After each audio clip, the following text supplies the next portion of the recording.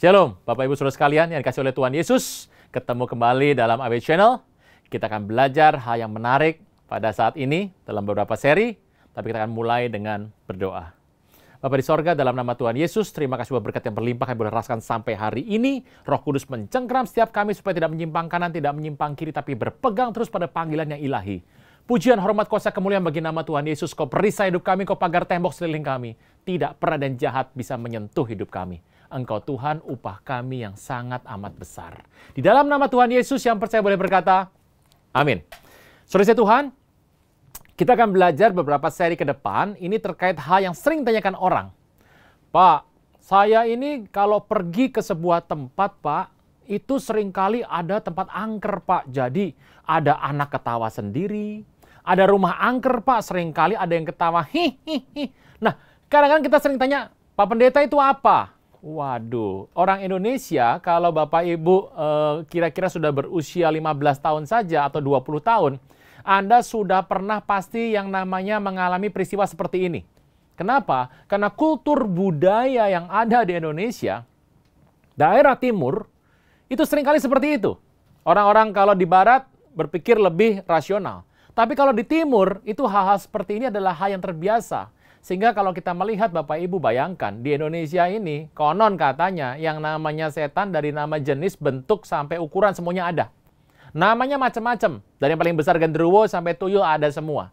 Nah pertanyaannya adalah, bagaimana kita Kristen menjawab, menjelaskan hal seperti ini? Pak, ngapain sih belajar begini Pak? Nggak ada penting buat keselamatan. Ada orang yang memang pengen tahu cerita soal kekayaan firman Tuhan.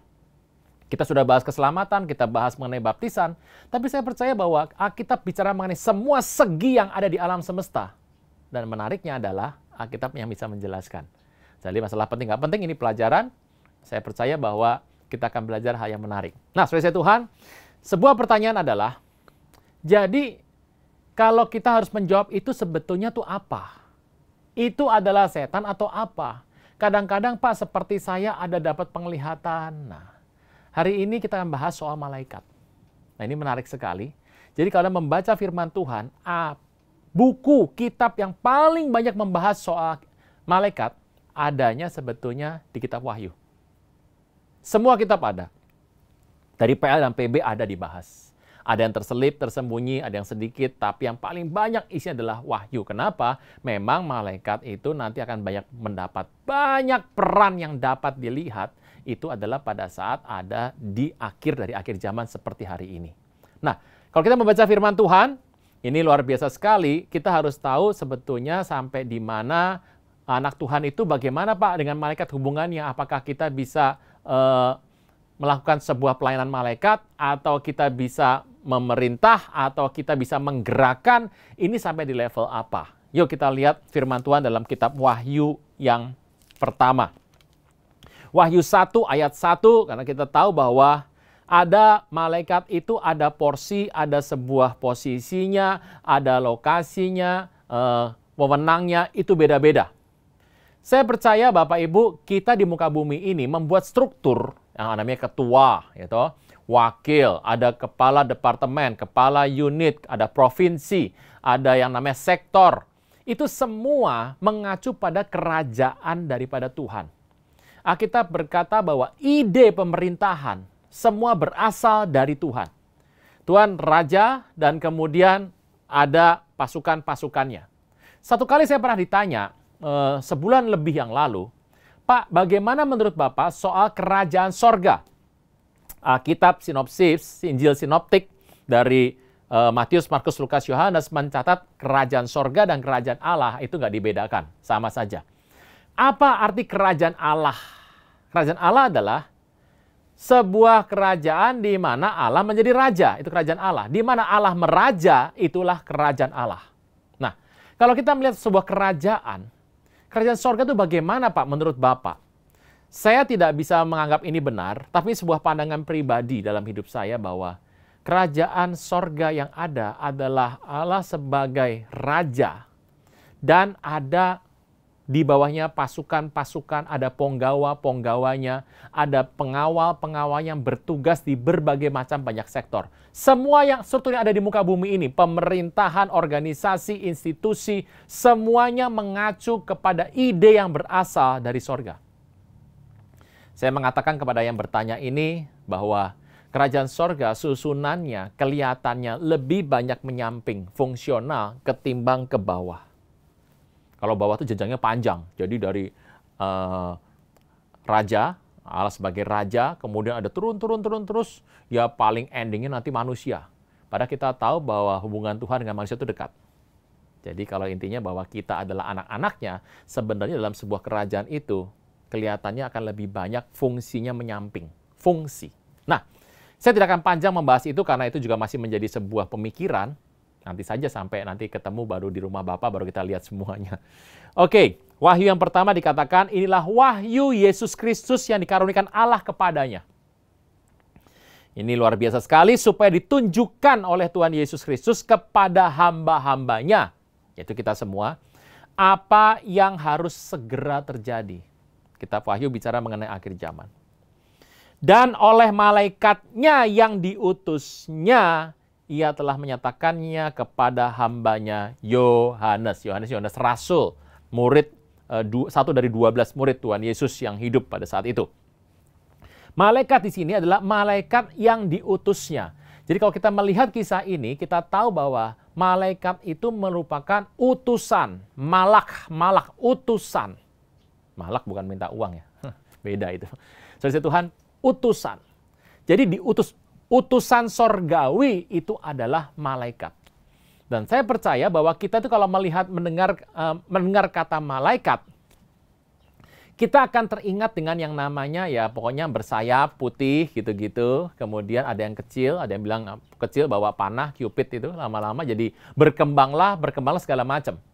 Nah, kalau kita melihat kisah ini, kita tahu ternyata bahwa Tuhan itu sering kali mengutus malaikatnya untuk datang kepada umatnya. Nah, kita manusia ada sedikit salah kaprah bahwa kalau yang bicara itu Tuhan Yesus dan Tuhan bicara melalui malaikatnya kepada hambanya, maka kualitasnya lebih tinggi yang pertama. Oh, kalau Tuhan ngomong langsung tuh mantep itu. Tapi kalau lewat malaikat, kurang mantep itu. Kualitas kurang bagus.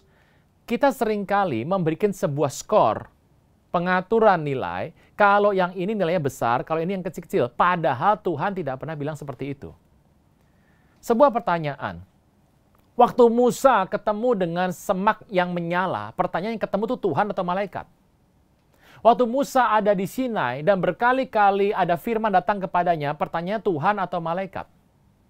Ingat, kita pernah membahas mengenai firman Tuhan, bagaimana supaya firman Tuhan itu jangan sampai ada yang bertentangan. Karena semuanya adalah pengkayaan. Lalu pertanyaannya adalah, yang bergumul dengan Yakub itu Tuhan atau malaikat?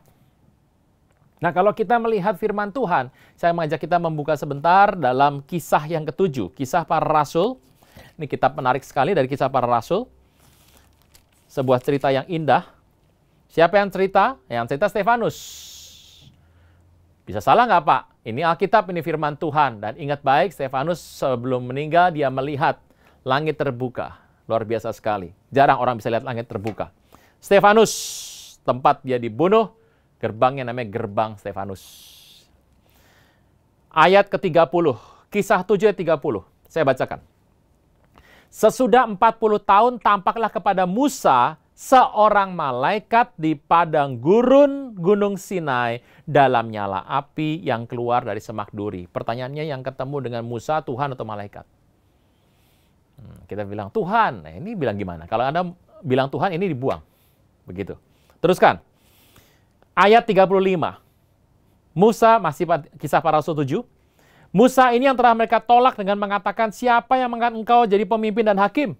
Musa ini juga telah diutus oleh Allah sebagai pemimpin dan penyelamat oleh malaikat yang telah menampakkan diri kepadanya di semak duri itu.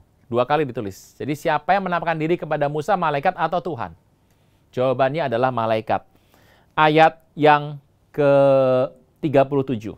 Musa ini pula yang berkata kepada orang Israel, seorang nabi seperti aku akan dibangkitkan Allah bagimu dari antara saudara-saudaramu. Musa inilah yang menjadi pengantara dalam sidang jemaah di padang gurun di antara malaikat yang berfirman kepadanya. Malaikat yang berfirman kepadanya. Jadi yang ngomong sama Musa malaikat atau Tuhan? Teruskan kita lihat firman Tuhan dalam Ibrani 2 ayat 2. Firman Tuhan dalam Ibrani yang kedua ayat 2. Dikatakan bahwa sebab kalau firman yang dikatakan dengan perantaran malaikat tetap berlaku, luar biasa sekali. Firman disampaikan dengan perantaraan siapa? Malaikat. Kita lihat satu ayat lagi. Dalam kitab Galatia 3. Galatia 3 ayat yang ke-19. Saya akan bacakan bagi kita semua. Karena demikian apakah maksud hukum Taurat ia ditambahkan oleh karena pelanggaran-pelanggaran sampai datang keturunan dimaksud oleh janji itu, dan ia disampaikan dengan perantaraan malaikat-malaikat ke dalam tangan seorang pengantara.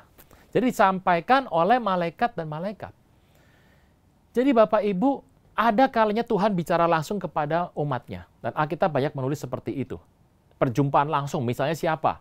Saulus ketemu dengan sebuah suara dan membutakan cahaya itu, matanya menjadi buta. Dia bertemu dengan sebuah cahaya kemuliaan. Siapa itu? Dia berkata, akulah Yesus yang kau aniaya itu. Siapa itu? Tuhan Yesus.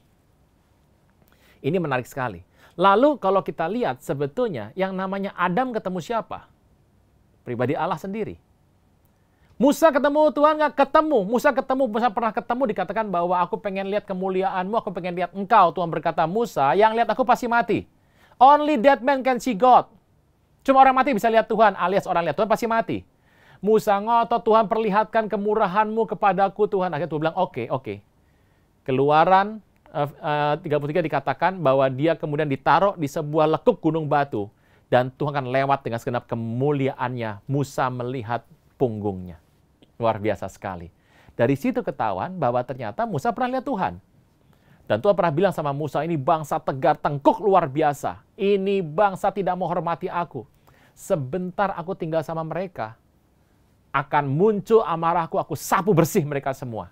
Dan Tuhan berkata, aku tidak mau tinggal bareng kamu lagi. Akan aku utus malaikatku berjalan di depan kamu. Hati-hati ya sama malaikatmu ini. Karena itu bukan aku. Jadi kamu hati-hati kalau ngomong. Karena kalau sampai macam-macam disapu bersih sama dia. Musa langsung nyanyi. Bila kau tak besertaku, ku tak mau berjalan, ku perlu Tuhan pimpin langkahku. Itu cerita karena Tuhan sudah bilang sama Musa bahwa mulai sekarang yang akan mimpin sehari-hari, daily perjalanan itu, daily life, itu adalah malaikat. Orang mulai bilang, kalau gitu Pak, ya kurang mantep dong Pak, kurang berkualitas dong. Oh enggak. Karena kalau Anda misalnya, Anda diundang dalam acara 17 Agustus di Istana Negara. Kan tidak perlu Pak Presiden datang ke rumah Anda langsung kan. Dia akan mengutus aparat, akan mengutus pelayan-pelayannya, pengawal-pengawalnya untuk mengirim surat kepada Anda. Dan surat itu dikasih tekenan beliau dengan surat resmi kenegaraan. Dan saya mau beritahu, undangan itu sah.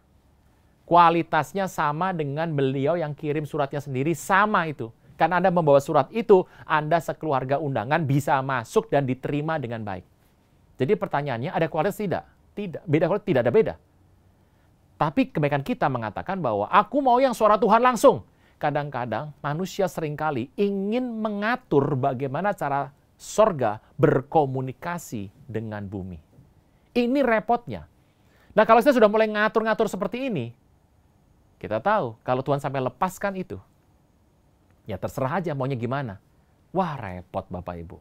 Makanya ada orang sering salah mendengar, nggak dapat sebuah informasi yang lengkap, kadang-kadang juga terhenti segala hal. Jawabannya satu, ya karena dia selalu ingin memaksa cara sorga berkomunikasi dengan bumi itu dengan cara yang dia mau, yang dia nyaman. Ini yang tidak boleh.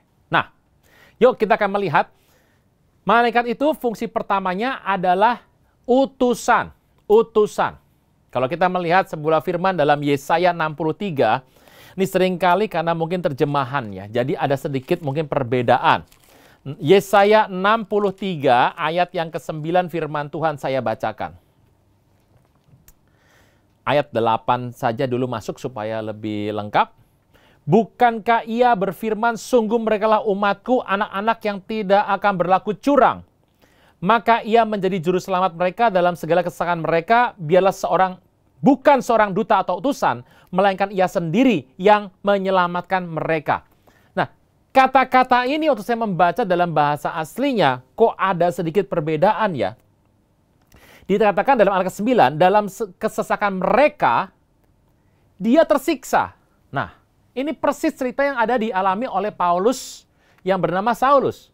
Waktu dia menganiaya umat percaya, yang tersiksa Tuhan Yesus. Kan aneh sekali, kok bisa begitu? Ya karena itulah hubungan antara kepala dan tubuh. Dalam kesesakan mereka, dia tersiksa. Malaikat dari hadiratnya menyelamatkan mereka. Malaikat dari hadiratnya menyelamatkan mereka, kasihnya, belas kasihnya, ia tebus mereka. Nah, dikatakan bukan seorang utusan, duta atau utusan, melainkan ia sendiri yang menyelamatkan mereka. Dikatakan adalah malaikat dari hadiratnya yang menyelamatkan mereka. Apa tugas malaikat? Menjadi utusan dari Tuhan. Yuk kita kembali pada kitab Wahyu, kita akan membuat sebuah daftar. Apa saja fungsi dan pekerjaan jabatan malaikat. Karena berasa tidak Bapak Ibu, Anda kalau melihat kultur-kultur budaya timur, itu ada penyembahan-penyembahan yang unik. Misalnya, menyembah kepada dewa bumi. Semua kultur di muka bumi pasti punya dewa kesuburan. Kenapa? Kalau subur, dewa pertanian, yang penting perut kenyang. Karena perut nomor 1 kan? Iya. Jadi orang tuh membuat sebuah dewa sesuai dengan perutnya sendiri. Nah, jangan bilang hari ini nggak ada loh. Karena banyak orang mencari Tuhan untuk memenuhi kebutuhannya. Nah, itu sama. Ada yang nyembah dewa bumi. Nah, ini mah. Ada yang nyembah dewa pohon. Ada yang nyembah dewa angin. Ada yang nyembah dewa air, dewa sungai, dewa laut. Ada yang menyembah dewa api. Ada yang menyembah dewa matahari. Ingat, Kekaisaran Seruni Jepang itu berasal dari keturunan Amaterasu Omikami. Dewa matahari. Dan jangan lupa, Mesir ada dewa Ra, matahari. Kalau saya cerita soal Zeus bagaimana? Ada dewa bulan. Nah, kalau matahari sudah dewa, yang ini dewi. Ya, begitu saja. Ya, dewa sama dewi. Itu dewa semua banyak. Bahkan kalau kita tahu di agama-agama timur, ditambah dengan kultur-kultur budaya timur, itu yang namanya dewa jumlahnya bisa jutaan. Ada dewa yang tugasnya merusak. Ada dewa yang tugasnya berbelas kasih. Ada dewa yang menjaga kelanggengan isi muka bumi. Semuanya berupa dewa-dewa. Makanya kalau kita lihat, orang Filistin itu dewanya berbentuk ikan. Makanya nggak kaget ya kalau Yunus itu dimakan oleh seekor, jangan bilang kura-kura Bapak Ibu, itu adalah seekor ikan. Dan hari itu kita melihat, wah, nggak cuma orang Filistin yang dewanya adalah kemudian ada dewa ikan sana, yang terutama adalah mengambil budaya dari orang Niniwe. Itu dewanya juga bentuknya ikan. Nah itu kalau kita lihat kenapa ikan ya? Karena zaman itu orang makannya ikan. Dan kalau pergi ke laut ketemunya sama yang musuh-musuhnya adalah ikan-ikan besar. Kita nggak pernah tahu mengenai kultur yang ada pada hari itu. Tapi dewa-dewa zaman itu orang Amon, Moab, Meunim, orang Asyur, Aram semua punya dewa sesembahan. Dan kalau orang Israel, dewa sesembahan apa yang paling gampang dideteksi? Lembu emas. Itu dibuat pada zaman Musa Harun, juga muncul lagi pada zaman Jerobiam bin Nebat. Kemudian terus berkembang golden calf. Jadi menyembah yang namanya kesuburan. Nah, tidak aneh, Pak, kenapa sih ada orang menyembah dewa-dewa seperti itu? Ya, karena katanya di setiap sungai, gunung, matahari, api, bumi, itu ada penunggunya. Yuk kita lihat seperti apa yuk. Kita berkata, saya urutkan urutan-urutan mengenai malaikat yang ada di Wahyu. Pertama adalah malaikat yang tugasnya menjaga umat Tuhan. Ini unik sekali nih. Saya akan ceritakan nanti di belakang. Ini kan berseri terus Bapak Ibu, ini panjang. Jadi, anehnya begini. Yang salah umatnya, yang ditegur malaikatnya. Yang berdosa umatnya, yang kena semprot malaikatnya. Yang tidak setia umatnya, yang kena tegur adalah malaikatnya. Yang benar umatnya, yang setia umatnya, yang hidupnya lurus umatnya, yang kena puji malaikat. Kalau kita membaca di kitab Wahyu dikatakan, ada kepada jemaat di Efesus, kepada malaikat jemaat di Efesus, kepada malaikat jemaat di Smyrna, malaikat di Pergamus, kepada malaikat jemaat. Berarti tiap jemaat ada malaikatnya dong. Ada yang bilang gini, enggak Pak, itu mah sebenarnya para gembala-gembala di sana. Kalau gembala, kenapa tulisannya malaikat? Kenapa nggak episkopos di sana? Nah, ini yang menarik. Kita akan bahas ini supaya kita mendapat sebuah gambaran. Pak, pasti benar nggak ini Pak? Anda uji lagi. Karena ini sebuah firman penafsiran dan ini sebuah pelajaran yang tentu saja harus isinya ada begitu banyak ayat yang saling mendukung. Kita lihat sebentar dalam Wahyu 3. Yang kelima. Barang siapa menang, ia akan dikenakan pakaian putih. Wahyu 3:5. Yang demikian, aku tidak akan menghapus namanya dari kitab kehidupan, melainkan aku akan mengaku namanya di hadapan Bapakku dan di hadapan para malaikatnya. Jadi, Bapa dengan malaikat itu posisinya ada pada sisi yang sama. God side gitu. Jadi malaikat selalu ada di mana Bapa itu ada. Kenapa? Karena malaikat itu adalah menjadi pengawal, menjadi adalah suruhan, menjadi adalah hamba dari Bapa. Kita lihat sebentar, Wahyu 7 ayat yang ke-11. Wahyu 7 ayat 11. Dan semua malaikat berdiri mengelilingi tahta dan tua-tua dan keempat makhluk, dan mereka tersungkur di depan tahta. Malaikat mengelilingi tahta. Apa artinya? Malaikat selalu ada di tempat di mana Tuhan ada. Malaikat tidak opos, tidak melawan kepada Tuhan. Mereka ada di tempat di mana Tuhan ada. Jadi apa yang Tuhan sampaikan A, sampai pada malaikat juga A. Dan sampai kepada kita juga A. Karena dia ada di posisi yang sama dengan Tuhan. Nah ini jadi saya cerita mengenai tugasnya adalah menjadi utusan. Posisinya ada bersama dengan Bapa. Nah yang menarik adalah kalau Anda melihat, Pak, malaikat tuh ada yang baik apa yang jahat gimana ya? Ingat, kata malaikat di Alkitab dikatakan itu bisa berarti adalah jahat dan bisa juga baik. Sebuah contoh. Bagaimana ada malaikat yang baik dan yang jahat? Ada di Wahyu 12. Dikatakan pada Wahyu 12 ayat ke-9. Dan naga besar itu si ular tua yang disebut iblis atau Satan yang menyesatkan seluruh dunia dilempar ke bawah, dilempar ke bumi bersama-sama dengan malaikat-malaikatnya. Malaikat-malaikat artinya utusan.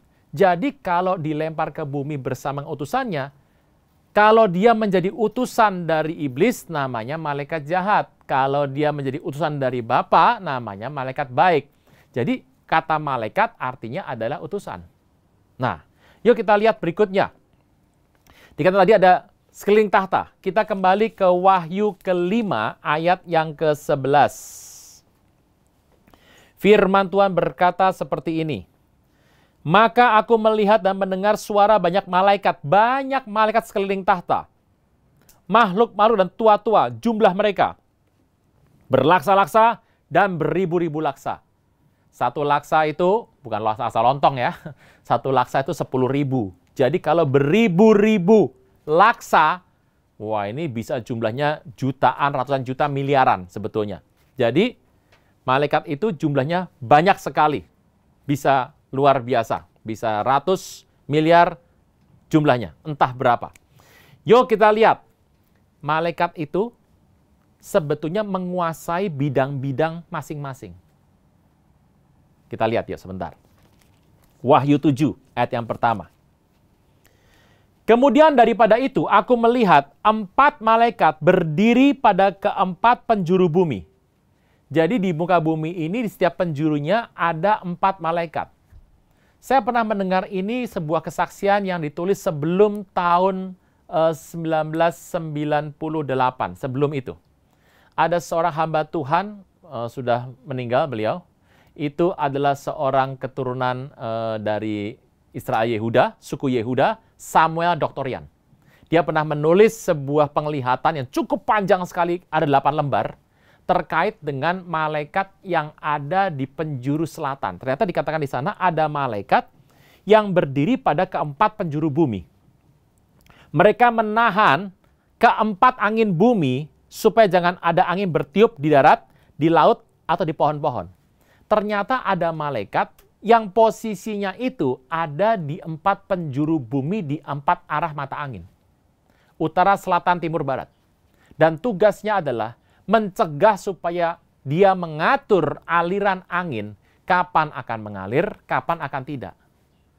Kita semua paham bahwa Tuhan mengatur alam semesta.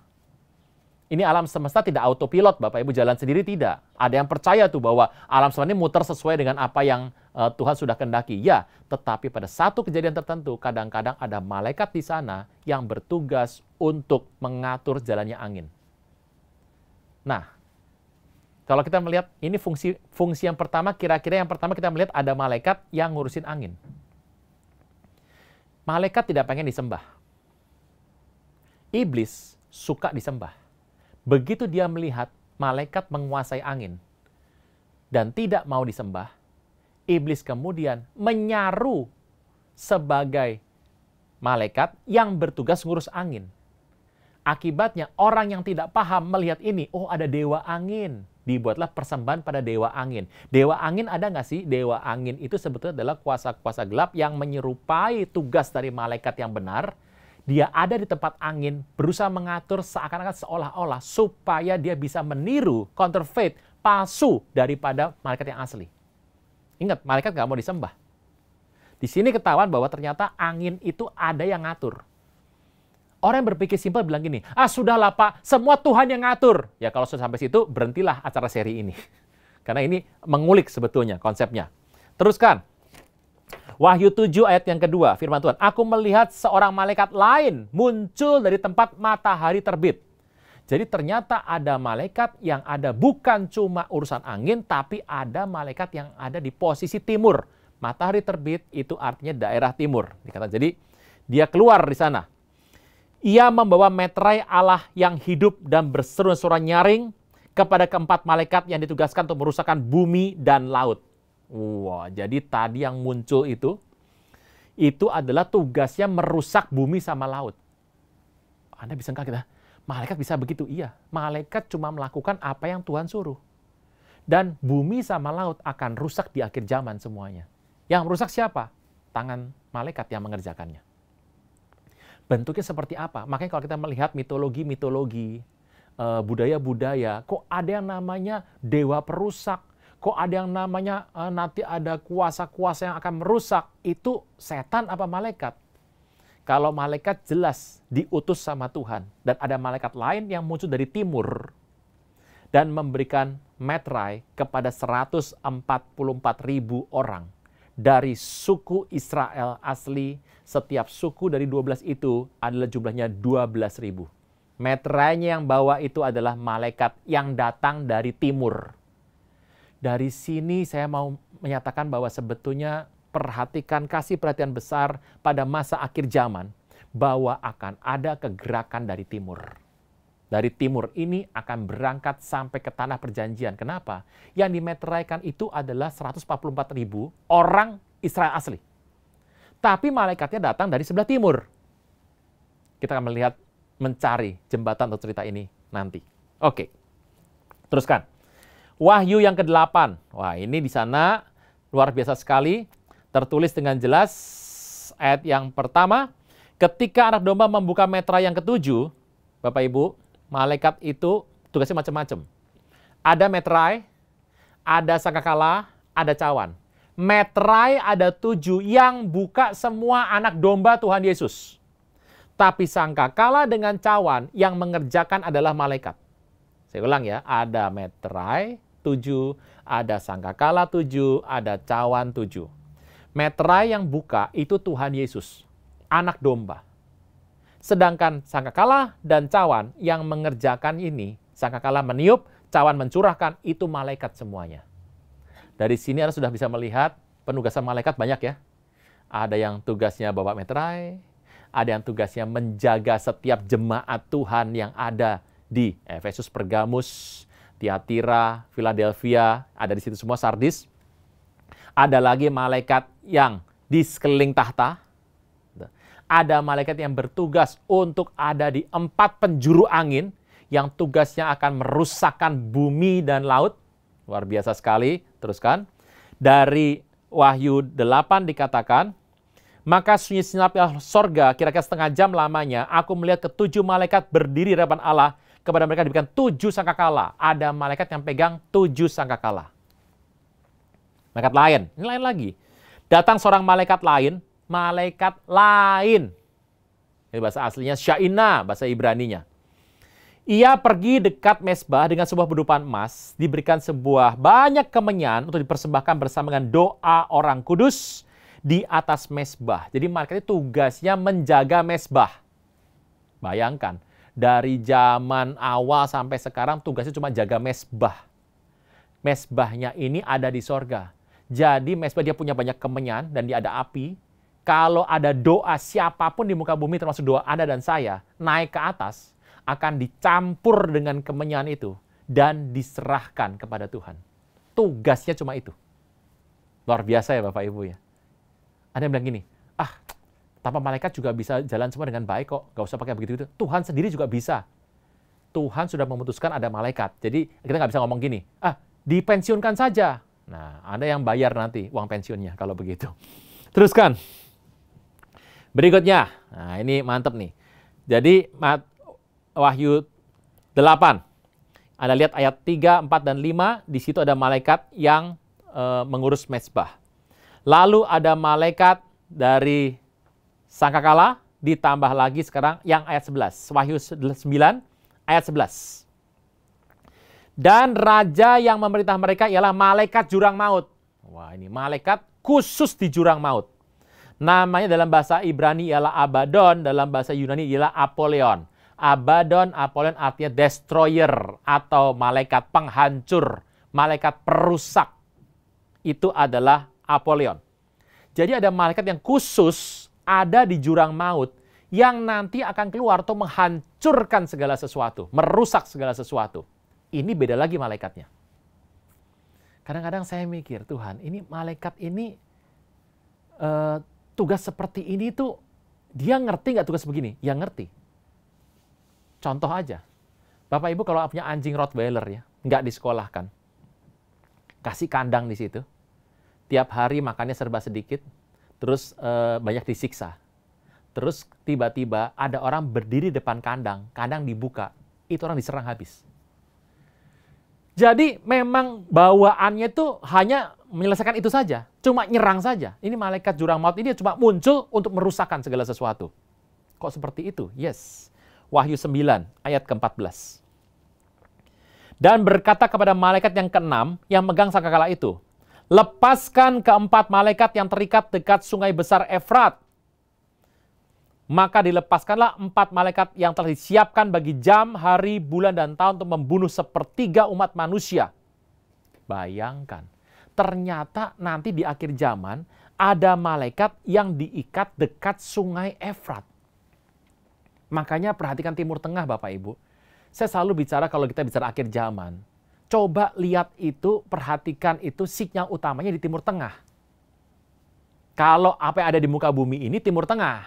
Tapi kalau melihat kegerakan, itu ada di Asia. Kan gitu. Jadi tolong lihat baik-baik. Kita mau bahas akhir zaman, kegerakan gereja, atau kegerakan kondisi bumi. Kalau di bumi, yang namanya pelang yang ada di jalan tol itu, informasinya itu dari Timur Tengah. Tapi kalau kegerakan, gereja-gereja di Asia di Timur. Alkitab berkata, lepaskanlah malaikat yang ada di dekat sungai Efrat. Begitu dilepas, mereka tepat pada jam, hari, bulan, dan tahun. Langsung membunuh 1/3 umat manusia. Berapa orang mungkin sulit untuk membayangkan. Kok bisa begini ya? Ini malaikat yang baik apa yang jahat? Saya tidak bisa memberikan gambaran lebih jelas. Tapi kalau Anda pernah menonton film The Clash of Titans, nah ini seru nih. The Clash of Titans, itu Anda lihat memang ada yang namanya malaikat yang sudah jatuh, tapi memang bawaannya itu merusak. Itu disimpan aja.